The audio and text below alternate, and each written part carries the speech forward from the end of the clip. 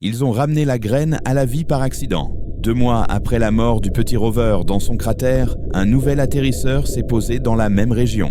Il était plus grand, plus lourd et construit dans un seul but, s'approcher de la sphère noire sans subir le même sort que le dernier robot. Les ingénieurs l'ont doté d'un blindage plus résistant, de bus d'alimentation redondants et d'un logiciel capable de redémarrer certaines de ses sections en cas de signaux anormaux. Le plan était simple, se garer à proximité, observer, ne pas toucher, laisser la graine tranquille et voir si elle faisait quelque chose de son propre chef. Le nouveau rover s'est mis en route sous un soleil bas et intense. Ses roues ont laissé des traces fraîches sur les anciennes, adoucies par la poussière. Devant lui, la machine morte était toujours figée, le bras bloqué, la pince à moitié fermée autour de l'objet sombre. La graine n'avait pas l'air différente des photos prises à distance, lisse, noire, à moitié enfouie. Si l'on ne connaissait pas l'histoire, ce n'était qu'un rocher étrange parmi d'autres. Le nouveau rover s'est arrêté à une distance prudente. Les instruments se sont mis en marche les uns après les autres. Radar, thermique, radiomètre, tous les canaux pouvant être réglés sur « écoute » ont été réglés ainsi et laissés ouverts. Pendant 3 jours, rien ne se passa. La graine restait froide, aucune lueur dans l'ultraviolet, aucun changement de forme, aucune donnée supplémentaire étrange dans la télémétrie. L'équipe sur Terre se relayait pour regarder les lignes plates et les images grises, se demandant si le spectacle était terminé. Peut-être que la graine avait déjà fait son travail lorsqu'elle avait chuchoté à cette étoile lointaine. Peut-être était-elle morte, un outil tombé, qui n'était pas destiné à être utilisé 2 fois. Le 4e jour, quelqu'un remarqua une dérive. Le bruit radio de fond provenant du fond du cratère augmenta légèrement. Pas beaucoup, juste assez pour former une légère courbe au lieu d'une ligne droite sur un graphique. Le timing correspondait à un calcul orbital auquel presque personne dans la salle de contrôle n'avait pensé depuis le lancement. Tous les quelques années, Proxima Centauri brille plus intensément en rayons X et en ondes radio pendant de courtes périodes. C'est une étoile agitée, petite et turbulente, située à peine à plus de 4 années-lumière. Un satellite conçu pour surveiller ce type d'activité a envoyé un bref rapport. Événement mineur, rien de menaçant, routine. L'horodatage de cette éruption, moins le temps de propagation de la lumière entre les étoiles, indiquait une éruption dans l'atmosphère de Proxima. L'horodatage de l'augmentation du bruit radio ambiant du cratère, sans aucun décalage, correspondait à celui des horloges humaines, côte à côte sur un écran. Il formait un motif trop net pour être une coïncidence. Personne ne s'attendait à ce que la graine s'intéresse à Proxima. La première cartographie de sa dernière transmission avant la mort du micro-rover avait indiqué un amas beaucoup plus éloigné, une zone nette de points à des centaines d'années-lumière. Les nouvelles données suggéraient un 2e canal, une cible plus proche, ou un répéteur. Avant que quiconque puisse faire plus que lancer des théories, le cratère lui-même commença à briller. Cela commença à des fréquences invisibles à l'œil nu. La surface de la graine se réchauffa de quelques degrés. Sa peau noire absorbait la lumière du soleil et la retenait au lieu de la renvoyer. Puis de fines lignes apparurent, les mêmes coutures que le premier rover avait vues, mais plus brillantes cette fois-ci. Elles dessinaient une géométrie délicate sur la sphère, comme des circuits ou des veines. La pince du rover mort, toujours accrochée à un bord, s'illumina à son tour. Le métal, resté froid pendant des semaines, reflétait une lumière qui n'aurait pas dû être là. Les caméras du nouveau rover repoussèrent leurs limites pour essayer de suivre le changement. Puis la graine bougea. Pas beaucoup, pas loin, mais suffisamment pour soulever de la poussière. Le bras manipulateur gelé sursauta comme si quelque chose à l'intérieur de l'objet l'avait tiré. L'ensemble se tordit, se déplaça, puis se libéra doucement. La pince s'ouvrit, les articulations du rover inerte fléchissant sans puissance alors que la force les traversait. La graine roula de quelques centimètres sur la pente peu profonde du fond du cratère et s'immobilisa dans un petit creux. Une fois stabilisées, les coutures à sa surface se réorientèrent, coulant comme des lignes liquides pour faire face au même point dans le ciel. C'est à ce moment-là que les gens ont réalisé qu'elle ne se réveillait pas simplement. Elle visait quelque chose. Toutes les antennes qui pouvaient se tourner vers la Lune se sont tournées. Les radiotélescopes de 3 continents ont pivoté leur squelette en acier et en composite pour se verrouiller sur les coordonnées du cratère. Les récepteurs ont élargi leur bande à la recherche de tout ce qui sortait de l'ordinaire. La première rafale a failli faire sortir certains d'entre eux des graphiques. Elle n'était pas forte au sens humain du terme. Vous n'auriez rien entendu en vous tenant près de l'atterrisseur à l'oreille nue, même s'il y avait eu de l'air. Mais dans les instruments, le signal est arrivé comme un couteau. Étroit, concentré, dense et structuré. Depuis l'orbite, une petite sonde relais a observé quelque chose d'encore plus étrange. Il s'agissait d'une caméra destinée à étudier la surface lunaire dans la lumière visible et infrarouge. Elle a alors vu une faible lance de lumière, fine comme un crayon, s'élever du cratère. Pas blanche, ce n'était pas une couleur simple. Sous le filtre, elle se divisait en bandes qui ne correspondaient pas au ray spectral normal. C'était comme le fantôme d'un faisceau, à peine visible, mais droit comme une règle. Il ne se dispersait pas et ne s'évasait pas. Il s'élevait depuis la graine, traversait la fine masse de l'ancien rover, puis la coque partiellement ombragée du nouvel atterrisseur et continuait à monter, hors de la faible gravité lunaire, dans l'espace. Le faisceau ne pointait pas vers la Terre. Il s'éloignait en angle, fendant l'obscurité vers un point précis entre des constellations familières. Lorsque les techniciens superposèrent sa ligne sur des cartes stellaires, la cible devint claire. Pas Proxima cette fois-ci, pas l'amas lointain du premier message. Une étoile cataloguée sous un code sec, de type G, légèrement plus froide que le Soleil, située à environ 40 années-lumière de la Terre. Un soleil calme, d'apparence ordinaire, sans rien de particulier. Jusqu'à cette nuit-là, il n'avait jamais fait l'objet de plus que quelques mesures ennuyeuses dans le cadre d'une étude. Désormais, tous les observateurs sérieux de la planète avaient sa désignation gravée dans leur mémoire. La graine a maintenu le faisceau stable pendant exactement 9 minutes. Sur Terre, la ruée pour capturer les données est devenue chaotique. Les récepteurs ont été saturés en essayant de suivre une modulation qui sautait d'une fréquence à l'autre plus rapidement que les filtres automatiques ne pouvaient le suivre. Les logiciels conçus pour traiter les pulsars lents et les quasars bruyants ont planté sous la précision d'un signal artificiel. Certains observatoires ont dû revenir au mode brut, tout enregistré, trié plus tard. Les disques durs se sont remplis à ras-bord. Les systèmes de refroidissement des composants électroniques avant ont hurlé, alors que les composants fonctionnaient à des limites qu'ils n'avaient atteintes que lors des tests. Le nouveau rover a payé un prix différent. Se trouvant à seulement quelques mètres de la graine, baigné dans les franges de son émission, il tremblait. La poussière dansait sur ses panneaux solaires. De minuscules arcs rampaient sur les bords métalliques exposés, tandis que les champs montaient et descendaient à des vitesses trop rapides pour les systèmes de sécurité. Les rouleaux de ses articulations grinçaient en silence. Les moniteurs de puissance ont enregistré des pics de courant qu'ils n'étaient pas conçus pour tolérer. Les circuits de protection ont tenté de s'activer et de se désactiver, mais l'influence de la graine a brouillé les timings. Le cerveau du rover a fait l'équivalent numérique de serrer les dents et de tenir bon. Au milieu des 9 minutes, une nouvelle couche est apparue sur le signal. De près, dans les données provenant du cratère lui-même, une bande latérale s'est développée. Elle se trouvait sous le faisceau principal, avec seulement une fraction de sa puissance. Sa structure était différente, moins complexe, plus grossière. Le motif correspondait à quelque chose que les analystes avaient déjà vu dans les enregistrements de la première activation de la graine. Ce n'était pas une pure poignée de main extraterrestre. C'était un flux mélangé. Une partie ressemblait à la graine parlant à son étoile. Une autre partie ressemblait à la graine parlant de la Lune, des rovers, des atterrisseurs, de nous. Puis, aussi brusquement qu'il avait commencé, le faisceau s'est éteint. Les coutures lumineuses sur la coque de la graine s'estompèrent. La température baissa. La poussière retomba. Le cratère redevint gris et silencieux, avec une machine morte et une autre battue, à peine vivante, montant la garde. Le relais en orbite ne voyait rien d'autre que l'obscurité. Les antennes radio sur Terre perdirent leur pic aigu et retombèrent dans le bruit cosmique habituel. Pendant plusieurs longues secondes, personne ne parla dans son casque. Le monde, ou du moins la petite partie qui suivait l'événement en temps réel, retint son souffle. Le premier replay complet des données capturées prit 14 heures.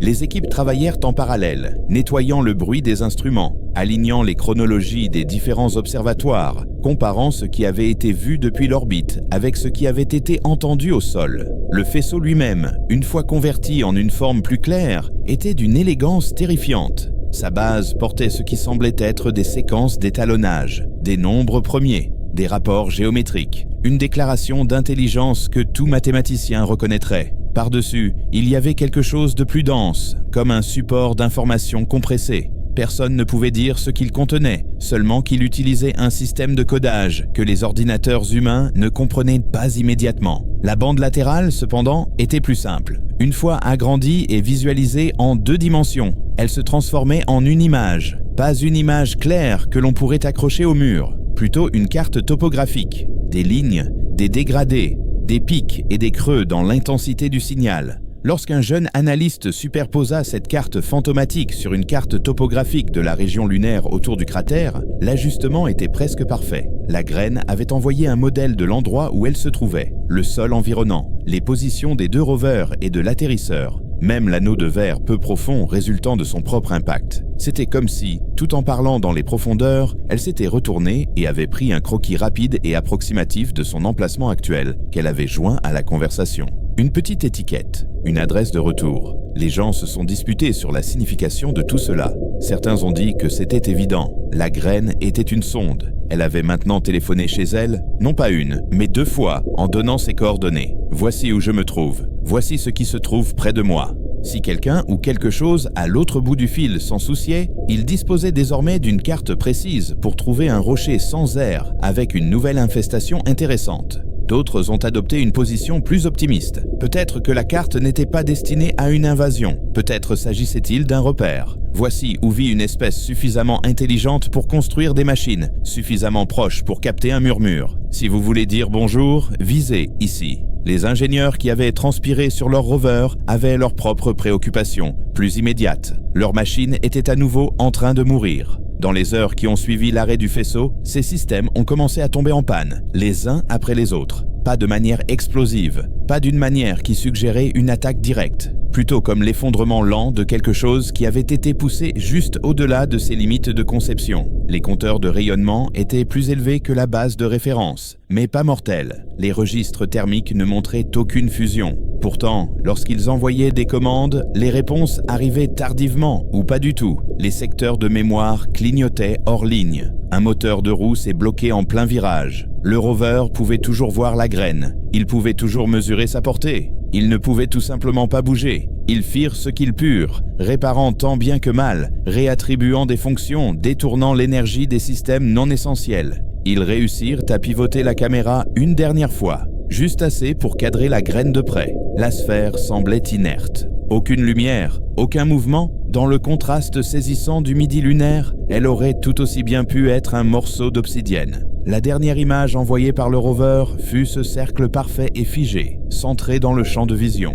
Puis son émetteur s'est éteint, laissant le cratère une fois de plus comme un endroit calme, éclairé uniquement par le soleil implacable. Sur Terre, personne n'a beaucoup dormi les jours qui ont suivi. Les données du faisceau étaient désormais stockées en toute sécurité dans des dizaines d'archives sécurisées. Des équipes de différents pays et fuseaux horaires se sont relayées pour les analyser selon leurs propres angles. Mathématiciens, cryptographes, physiciens, même des artistes, recrutés pour leur capacité à voir des motifs là où les autres n'en voyaient pas. Le message de base, celui qui était certainement destiné à des oreilles lointaines plutôt qu'à des oreilles locales, restait obstinément opaque. La petite étiquette sur son bord, la carte de poussière et de métal au fond du cratère, se trouvait comme un mot clair et simple à la fin d'une phrase que personne ne pouvait lire. Et au-dessus de tout cela, planait la prise de conscience silencieuse que tout le monde s'efforçait de ne pas exprimer à haute voix. Si la graine pouvait se réveiller selon un calendrier que nul humain n'avait établi, se transformer en une antenne précise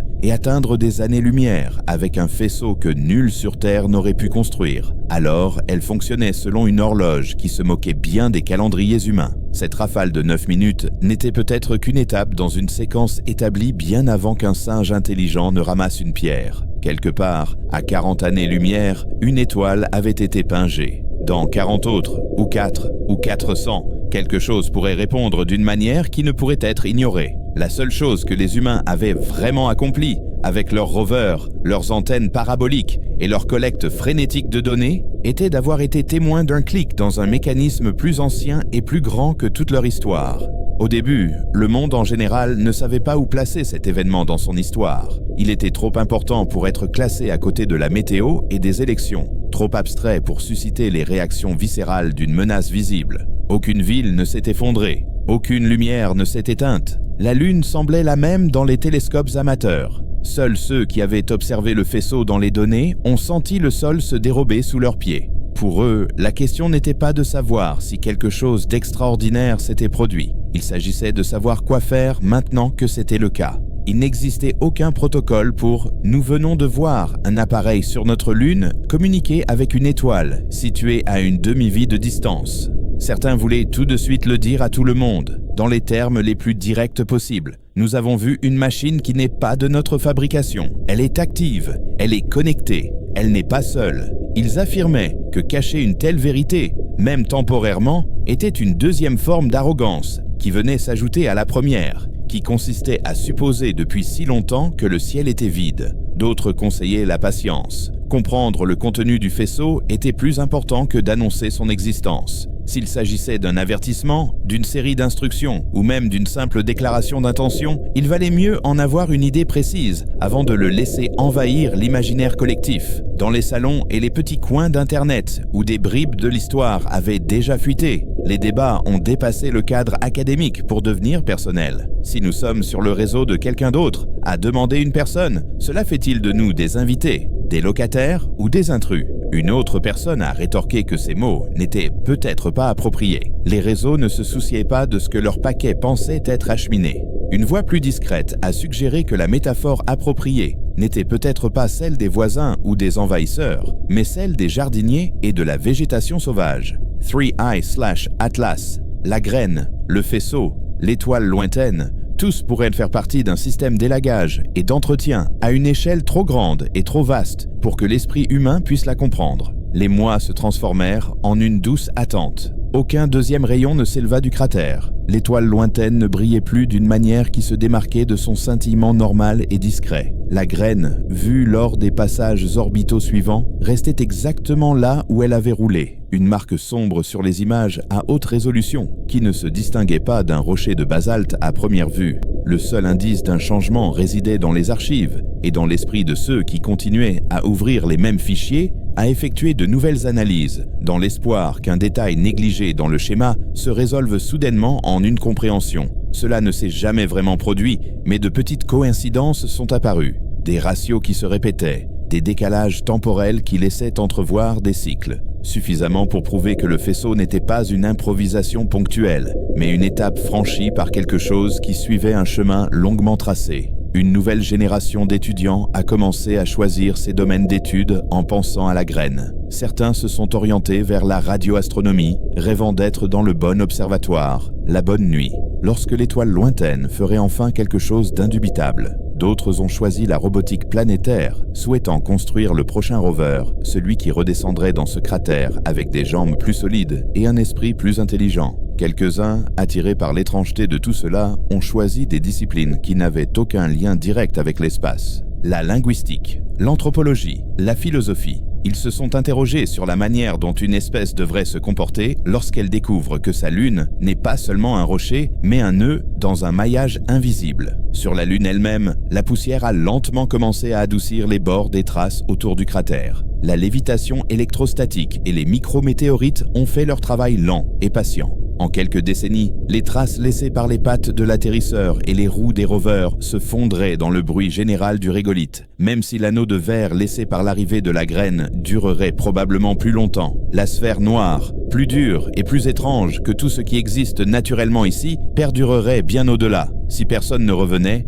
elle resterait là, traversant des cycles de froid et de froid encore plus intenses, observant une étoile qu'elle avait déjà appelée, attendant un signal qui pourrait arriver dans 1 an, ou dans 10 ans, ou dans 10 000 ans, et quelque part, incroyablement loin mais assez près pour être dessiné sur une carte humaine, un point lumineux flottait dans un autre ciel. Autour de lui peut-être, une infrastructure bourdonnait d'énergie et d'échelle qui faisait passer les faisceaux des cratères lunaires pour des murmures. À cet endroit, à un moment qui avait peut-être déjà passé ou qui était peut-être encore loin, un faible tic-tac aurait retenti. Une graine faisant rapport depuis un petit système lumineux avec un monde trop bruyant. Ce qui avait été fait de ce rapport n'était pas une histoire que l'humanité pouvait encore raconter. Tout ce qu'elle pouvait faire, sous son modeste soleil, c'était garder ses instruments au chaud, sa curiosité plus vive que sa peur, et ses yeux tournés vers la tache d'obscurité que la graine avait choisie.